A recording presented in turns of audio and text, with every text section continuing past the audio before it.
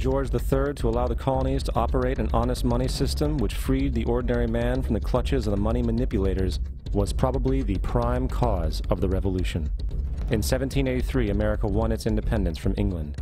However, its battle against the central bank concept and the corrupt, greed-filled men associated with it had just begun. So what is a central bank?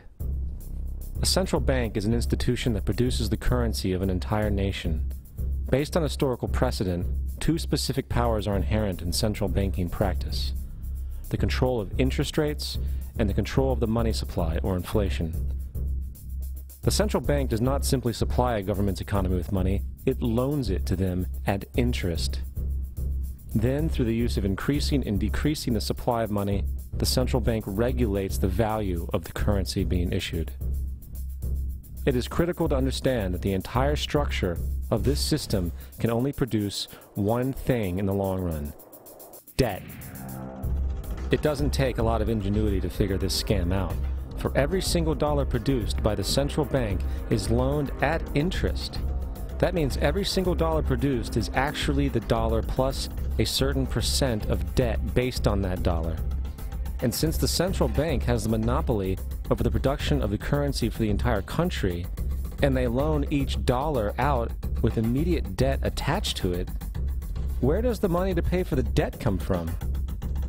It can only come from the central bank again, which means the central bank has to perpetually increase its money supply to temporarily cover the outstanding debt created, which in turn, since that new money is loaned out at interest as well, creates even more debt. The end result of this system without fail is slavery, for it is impossible for the government and thus the public to ever come out of the self-generating debt. The founding fathers of this country were well aware of this.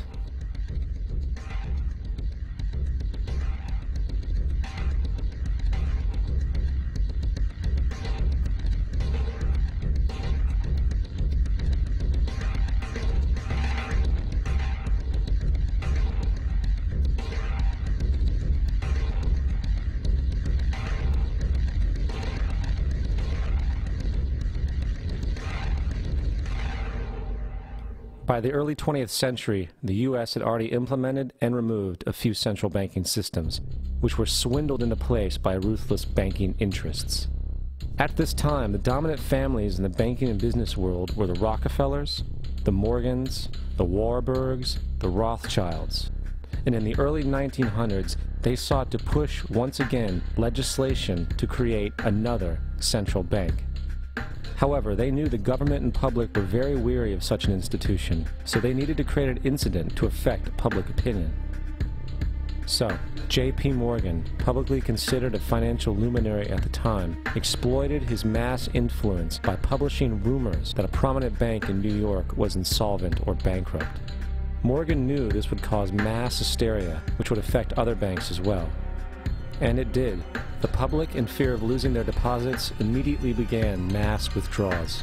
Consequently, the banks were forced to call in their loans, causing the recipients to sell their property, and thus a spiral of bankruptcies, repossessions, and turmoil emerged.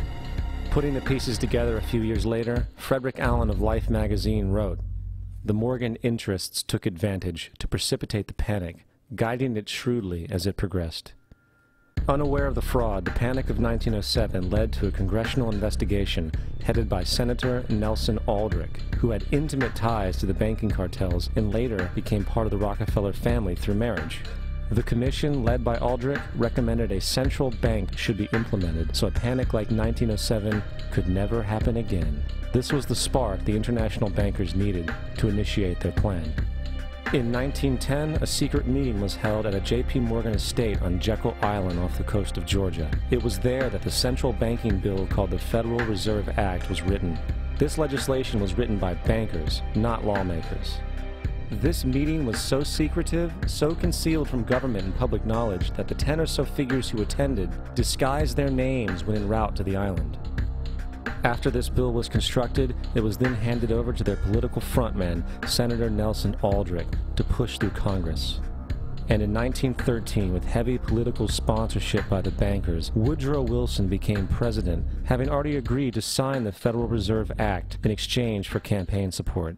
And 2 days before Christmas, when most of Congress was at home with their families, the Federal Reserve Act was voted in, and Wilson in turn made it law. Years later, Woodrow Wilson wrote, in regret,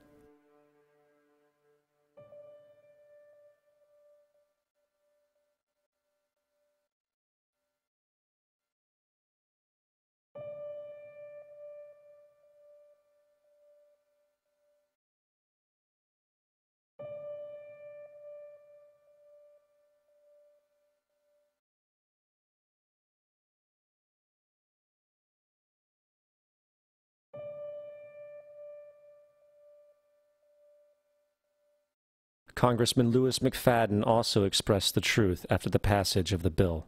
A world banking system was being set up here, a superstate controlled by international bankers, acting together to enslave the world for their own pleasure. The Fed has usurped the government. Now, the public was told that the Federal Reserve System was an economic stabilizer, and inflation and economic crises were a thing of the past. Well, as history has shown, nothing is further from the truth. The fact is, the international bankers now had a streamlined machine to expand their personal ambitions. It's alive! It's alive! It's alive! For example, from 1914 to 1919, the Fed increased the money supply by nearly 100%, resulting in extensive loans to small banks and the public. Then, in 1920, the Fed called in mass percentages of the outstanding money supply, thus resulting in the supporting banks having to call in huge numbers of loans, and, just like 1907, bank runs, bankruptcy, and collapse occurred. Over 5,400 competitive banks outside of the Federal Reserve System collapsed, further consolidating the monopoly of a small group of international bankers. Privy to this crime, Congressman Lindbergh stepped up and said in 1921, "Under the Federal Reserve Act, panics are scientifically created. The present panic is the first scientifically created one, worked out as we figure a mathematical equation." However, the panic of 1920 was just a warm-up. From 1921 to 1929, the Fed again increased the money supply, resulting once again in extensive loans to the public and banks. There was also a fairly new type of loan called a margin loan in the stock market. Very simply, the margin loan allowed an investor to put down only 10% of a stock's price, with the other 90% being loaned through the broker. In other words, a person could own $1,000 worth of stock with only $100 down. This method was very popular in the roaring 1920s, as everyone seemed to be making money in the market. However, there was a catch to this loan. It could be called in at any time and had to be paid within 24 hours. This is termed a margin call, and the typical result of a margin call is the selling of the stock purchased with the loan. So, a few months before October in 1929, J.D. Rockefeller, Bernard Baruch, and other insiders quietly exited the market, and on October 24, 1929, the New York financiers who furnished the margin loans started calling them in masse. This sparked an instantaneous, massive sell-off in the market, for everyone had to cover the margin loans. It then triggered mass bank runs for the same reason, in turn collapsing over 16,000 banks, enabling the conspiring international bankers to not only buy up rival banks at a discount, but to also buy up whole corporations at pennies on the dollar. It was the greatest robbery in American history. But that didn't stop there. Rather than expanding the money supply in order to recover from this economic collapse, the Fed actually contracted it, fueling one of the largest depressions in history. Once again outraged, Congressman Louis McFadden, a longtime opponent of the banking cartels, began bringing impeachment proceedings against the Federal Reserve Board, saying of the crash and depression, "It was a carefully contrived occurrence. International bankers sought to bring about a condition of despair so that they might emerge the rulers of us all." Not surprisingly, and after 2 previous assassination attempts, McFadden was poisoned at a banquet before he could push for the impeachment. Now, having reduced the society to squalor, the Federal Reserve bankers decided that the gold standard should be removed. In order to do this, they needed to acquire